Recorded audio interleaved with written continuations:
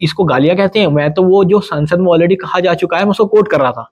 और गालियाँ तो अभी मैं आपको दिखाता हूँ क्या होती है। आप आने वाले मेरे स्पीचों में देखिए, उसको बताऊँगा गालियाँ क्या होती नहीं है। इस सही बात है। और अगर आप कालका जी विधानसभा की सीट की बात करेंगे ना, तो मुझे वहाँ आतिशी से मजबूत दावा भी अलका लांबा जी का ही लग रहा है। अच्छा। तो रमेश भिदोड़ी की मुझे जो जहन में सबसे ज्यादा बात घूमती रहती है, काउंटर करती है कि भाजपा ने वादा किया है कि वो 2500 रुपए एक सम्मान निधि के महिलाओं को देंगे। जी। लेकिन उनके जो कालका जी से अब जो रमेश भिदोड़ी को टिकट मिला है, वो महिलाओं के बारे में किस तरह की थिंकिंग रखते हैं। और जब उनसे पूछा गया, मैं एक पत्रकार को देख रहा था उनसे सवाल पूछते हुए कि आपने आतिशी को गाली दी या फिर आपने किस तरह की बातें कही, तो उन्होंने कहा कि जो कहा गया है मैं वही कोट कर रहा हूँ। और कई बार ऐसा कहा जाता है कि अरे कांग्रेस ने भी तो ये किया था, तो हम ये कर रहे हैं। अगर कांग्रेस ने वो किया था और तुम भी वही कर रहे हो, तो तुम सरकार में क्यों हो? तब तो कांग्रेस तो वो कर ही रही थी। तो कांग्रेस को हटा भी दिया गया इसलिए। हाँ, तो अगर आप वही कर रहे हो जो कांग्रेस करती थी, फिर तो आपका सरकार में होने का कोई मतलब नहीं बनता है। और दूसरी बात, अब उन्होंने साथ साथ ये भी कहा पत्रकार से कि गाली क्या होती है, गाली तो अभी मैंने दी नहीं है, गाली तो अभी मैं आपको दिखाता हूँ क्या होगा। इस प्रकार की बयानबाजी, इस प्रकार की बातें जब रमेश भिदोड़ी कहते हैं तो साफ समझ दिल्ली की जनता समझ सकती है, क्योंकि अंधी तो है नहीं दिल्ली की जनता। तो दिल्ली की जनता साफ तौर पे समझ सकती है कि चुनावी मुद्दे क्या है भाजपा के। आप सम्मान निधि दे रहे हो महिलाओं को, आप 2500 रुपए की वादा करते हो। इस बात पर थोड़ा विस्तार से बताइएगा कि वो क्या कह रहे हैं कि मतलब और भी इस चीज। जी हाँ, जब उनसे न्यूज लॉन्ड्री के एक पत्रकार ने उनसे सवाल पूछा था कि आपने आतिशी के बारे में इस तरह की बातें करी, आपने गालियां दी थी संसद में, तब उन्होंने कहा कि इसको गालियां कहते हैं। मैं तो वो जो संसद में ऑलरेडी कहा जा चुका है, मैं उसको कोट कर रहा था। और गालियां तो अभी मैं आपको दिखाता हूँ क्या होती है। आप आने वाले मेरे स्पीचों में देखिए, उसको बताऊंगा गालियां क्या होती है। इस प्रकार से बयानबाजी करके क्या मतलब बताना चाहते हैं ये कि मतलब किस क्या वोटर को ये सब चीज दिखता नहीं है क्या? कहीं ना कहीं मुझे लगता है ना कि जो यूथ है आजकल का, वो ये सुनना पसंद करता है। जिस तरीके से मैं बहुत इज्जत करता हूँ एक तो सबसे पहले कि उस नारे की, जय श्री राम के नारे की, लेकिन इसको जिस तरीके से मॉडिफाई किया गया, उससे एक गलत मैसेज आता है। उसके बाद जिस तरीके से रमेश भिदोड़ी इस तरह की जब बातें करते हैं, गाली देने वाली बातें करते हैं, कहते हैं कि एक टीजर था, मैं अभी आपको पिक्चर दिखाता हूँ, तो यहाँ से समझ में आता है कि जो भाजपा की राजनीति क्या है, भाजपा की टारगेट ऑडियंस क्या है, और भाजपा यूथ को किस तरफ ले जा रही है। देखिए आपकी बात तो सही है, लेकिन अगर भाजपा, देखिए अब जहां मुझे तो लग रहा है कि रमेश भिदोड़ी जी जिस प्रकार से बयानबाजी कर रहे हैं, इस प्रकार की बयानबाजी की सीमा हमारे देश के लोकतंत्र में नहीं है जी। पर अगर इस प्रकार की बयानबाजी करते हैं, उसके बावजूद भी अगर इलेक्शन कमीशन इनके ऊपर कोई कार्रवाई नहीं कर रहा है, तो कहीं ना कहीं ये गलत मैसेज जाएगा समाज में।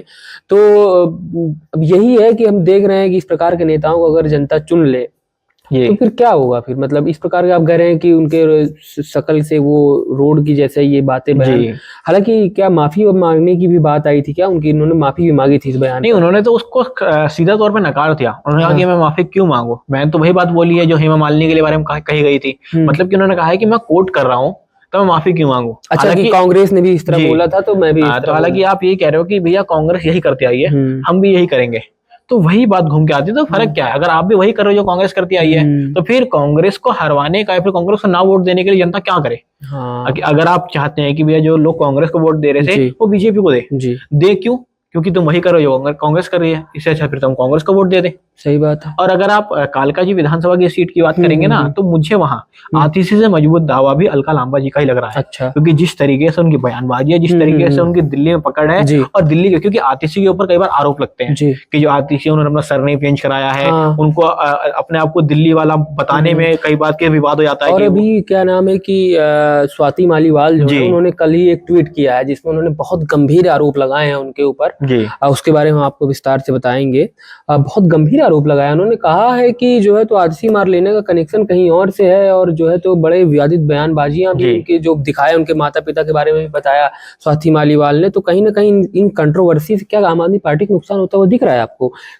मुझे लगता है कि जिस तरीके से आम आदमी पार्टी की एक तो शुरू से रीत रही है कि उनका एक बड़ा नेता या फिर कोई बड़ा चेहरा उनकी पार्टी से दूर जाता है, फिर उनको डिफेम करता है अच्छे से, और इसका उनको चुनाव में नुकसान जरूर होता है, चाहे कुमार विश्वास हो, अब चाहे स्वाति मालीवाल, क्योंकि माफ कीजिएगा स्वाति मालीवाल। अब जिस तरीके से स्वाति मालीवाल का ये बयान है, अभी मैंने हाल ही में एक परपड़गंज की वीडियो देखी थी, स्वाति मालीवाल ने जो शेयर करी थी, जहां पर वो जाके बता रही थी कि यहाँ देखिए कूड़ा फैला हुआ है, यहीं से मनुष्य सिसोदिया गुजरते हैं, अपने आप को एजुकेशन मिनिस्टर बताते हैं, वो ये इस तरह की हालत है। सामान लेकर के वो जो कचरा था वो केजरीवाल के घर लेकर गए थे, हालांकि जेल में फिर उनको पकड़ लिया गया था।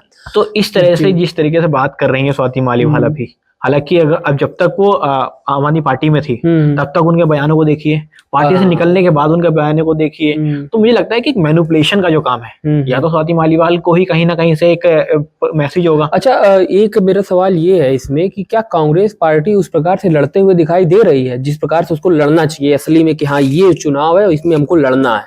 क्योंकि पिछले जो 2 चुनाव हुए हैं 2015 का हो या 2020 का हो, उसमें कांग्रेस पार्टी की ओर से इतनी ज्यादा कोशिश नहीं की गई थी जितना इस बार कोशिश की गई। चाहे राहुल गांधी को देख लीजिए, आक्रमण रूप से एकदम पूरा केजरीवाल के ऊपर आरोप लगा रहे हैं, प्रियंका गांधी हो, मल्लिकार्जुन खड़गे हो, और आपके ये यादव जी जो प्रदेश कांग्रेस अध्यक्ष हैं, ये भी पूरे पुरजोर कोशिश लगा रहे हैं। तो इन सब चीजों को देखकर क्या लग रहा है कि कांग्रेस पार्टी कुछ नया करने की कोशिश कर रही है क्या? मुझे लगता है कि कांग्रेस के पास यहाँ खोने के लिए कुछ नहीं है जी, ये तो पाने के लिए सब कुछ है जी। क्योंकि अगर आप यहाँ से अगर हार भी जाते हैं या फिर आपकी इमेज खराब होती है, आपकी ऑलरेडी खराब है। हाँ। लेकिन अगर आप यहाँ मजबूती से आते हैं, जो कि जनता चाहती है जी, जनता चाहती है कांग्रेस मजबूत हो, जनता कांग्रेस को मजबूती में देखना चाहती है। और अगर दिल्ली सरकार में अगर आम आदमी पार्टी कल को हार भी जाए, कांग्रेस जीतती है, वहां भी जनता को उतना दुख नहीं होगा। लेकिन कांग्रेस जब एक मजबूत विपक्ष बनेगी, वो एक बड़ी बात होगी। और कांग्रेस इस बार वो काम कर रही है। कांग्रेस ने लोकसभा चुनाव में भी एक बड़े विपक्ष बनने की काम किया।